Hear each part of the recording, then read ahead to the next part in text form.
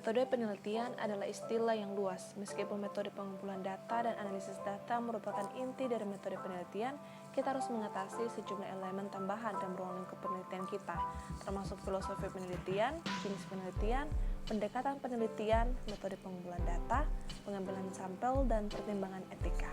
Metode penelitian adalah suatu proses atau cara yang dipilih secara spesifik untuk menyelesaikan masalah yang diajukan dalam sebuah penelitian. Sedangkan metodologi penelitian dapat didefinisikan sebagai suatu ilmu yang menjelaskan bagaimana seharusnya sebuah penelitian dilakukan.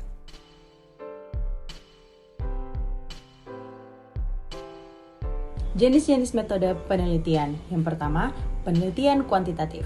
Menurut Robert Don Moyer dalam Nurjana 2014, penelitian kuantitatif adalah pendekatan-pendekatan terhadap kajian empiris untuk mengumpulkan, menganalisis, dan menampilkan data dalam bentuk numerik atau angka daripada naratif.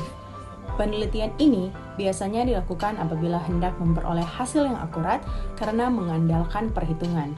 Contohnya adalah penelitian yang dilakukan untuk mengetahui perbedaan efektivitas model pembelajaran konvensional dalam upaya meningkatkan prestasi belajar mata pelajaran matematika di suatu sekolah. Yang kedua adalah penelitian kualitatif. Sebuah penelitian kualitatif biasanya dilakukan untuk memberikan penjelasan mengenai suatu fenomena dan nantinya akan mengkonstruksi suatu teori yang berkaitan dengan fenomena tersebut. Metode penelitian ini kebanyakan berbentuk naratif, dan contohnya adalah penelitian mengenai nilai-nilai yang terdapat di dalam suatu novel dan kelayakannya sebagai media pembelajaran sastra di suatu jenjang sekolah. Dan yang ketiga adalah penelitian gabungan. Penelitian gabungan adalah metode penelitian dengan mengkombinasikan antara penelitian kuantitatif dengan penelitian kualitatif. Contohnya adalah penelitian yang berupa angka atau kuantitatif, kemudian dijabarkan menggunakan bentuk naratif atau kualitatif yang berupa wawancara dengan informan.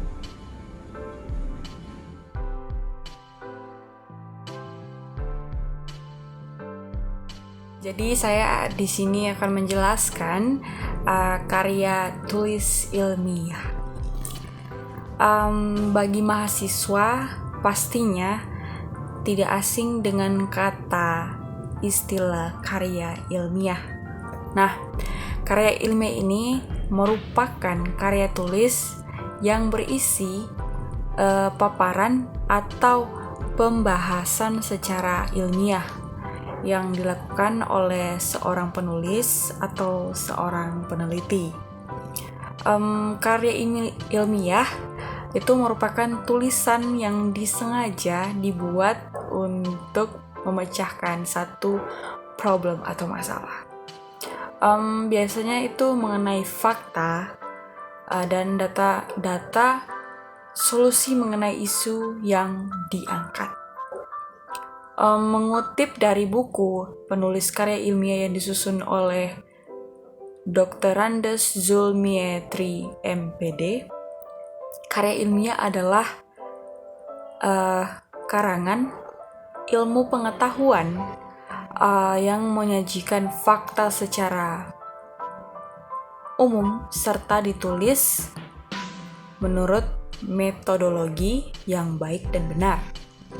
Teman-teman, maksud dari penulisan karya ilmiah sendiri untuk berkomunikasi dengan orang lain tentang sebuah ilmu. Oke, jadi itu adalah sedikit definisi dari karya tulis ilmiah.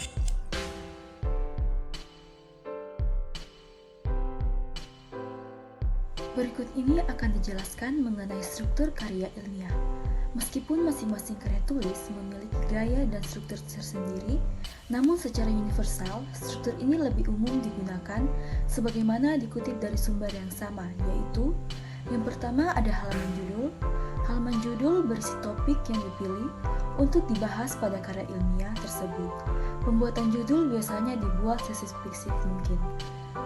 Pada halaman judul juga biasanya dibuat nama penulis, asal institusi atau lembaga, tanggal, bulan, dan tempat karya ilmiah dibuat, serta ditulis dengan format rata tengah. Yang kedua, struktur karya ilmiah yang selanjutnya yaitu abstrak. Abstrak merupakan ringkasan dari keseluruhan isi atau materi yang ada di dalam karya ilmiah tersebut. Abstrak sendiri dimaksudkan untuk menjelaskan kepada pembaca secara ringkas dan cepat. Yang ketiga, pendahuluan bagian. Pendahuluan ini biasanya terdapat di paling awal materi karya ilmiah. Pada bagian pendahuluan dibagi lagi menjadi 4 sub, antara lain A. Latar belakang masalah. Pada subbab latar belakang masalah biasanya berisi penjelasan teoritis dan faktual dari isu atau permasalahan yang akan dibahas. Penjelasan dalam latar belakang masalah biasanya logis dan singkat. B. Rumusan masalah. Rumusan masalah berisi beberapa pertanyaan kritis dari masalah penelitian. Pertanyaan-pertanyaan tersebut muncul dari penjelasan yang ada di latar belakang masalah. C. Tujuan penelitian. Pada subbab tujuan penelitian, dalam karya ilmiah berisi uraian singkat tentang tujuan penelitian tersebut dilaksanakan, serta apa yang ingin diwujudkan dari adanya penelitian tersebut. D. Manfaat penelitian. Sesuai dengan nama subbabnya, pada bagian ini berisi deretan manfaat dari masalah yang diteliti. Biasanya, manfaat penelitian berkaitan dengan pengembangan ilmu pengetahuan. Yang keempat, kerangka teori. Kerangka teori ini biasa disebut sebagai materi inti. Terdapat beberapa subbab dalam kerangka teori, antara lain A. Landasan teori. Landasan teori dalam karya ilmiah biasanya berisi pembahasan akan fenomena secara rinci beserta hubungan antar variabel. B. Hipotesis. Penelitian hipotesis merupakan kesimpulan sementara berdasarkan kerangka pemikiran sebelum dilaksanakan suatu penelitian.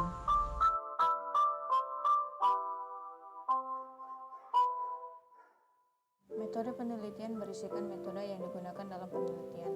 Metode penelitian diartikan sebagai sebuah langkah-langkah yang ditempuh oleh penulis atau peneliti untuk mendapatkan hasil penelitian yang valid.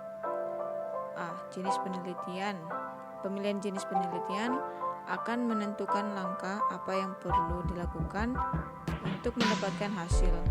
Langkah-langkah penelitian antara lain tujuan, tempat pelaksanaan, tujuan umum, sifat masalah, dan ruang lingkup masalah. B. Definisi, konsep, dan operasional variable. Definisi. Konsep bisa dipahami sebagai sebuah konsep tentang variabel penelitian, sedangkan operasional variable artinya penjelasan secara sistematik dan operasional tentang ukuran dari variabel yang akan diteliti. C. Populasi dan sampel penelitian.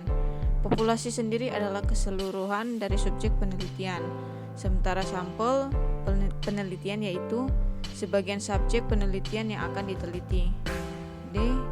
Jenis, sumber, dan teori pengumpulan data. Bagian ini menguraikan terkait apa jenis data yang digunakan dalam penelitian dan bagaimana cara mengumpulkan data untuk penelitian. E. Teknik analisis atau pengujian data. Pengujian data. Bagian ini berisi penjelasan mengenai cara pengolahan sekaligus cara menganalisis data dalam penelitian yang akan dilakukan. 6. Pembahasan penelitian. Bagian ini merupakan bagian yang paling panjang dalam karya ilmiah. Hal ini dikarenakan pembahasan memuat tentang penjelasan dari rumusan masalah, tujuan, manfaat, kerangka teori, dan tentunya metode penelitian. 7. Penutup. Bagian penutup merupakan bagian yang berisi kesimpulan dari hasil penelitian yang diteliti. A. Kesimpulan. Kesimpulan dalam karya ilmiah terletak di bagian akhir. Pada subbab ini biasanya memuat pendapat dari karya ilmiah yang telah dibuat oleh peneliti atau penulis. B. Saran. Pada bagian saran, peneliti atau penulis dapat memberikan saran berupa pesan-pesan.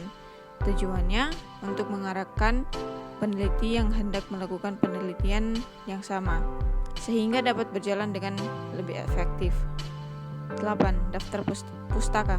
Daftar pustaka sendiri merupakan sebuah daftar yang memuat sumber informasi atau referensi teori yang digunakan oleh peneliti atau penulis dalam penelitiannya. 9. Lampiran. Lampiran dalam karya ilmiah berisi data yang berhasil diperoleh dan proses analisis data pada saat penelitian berlangsung.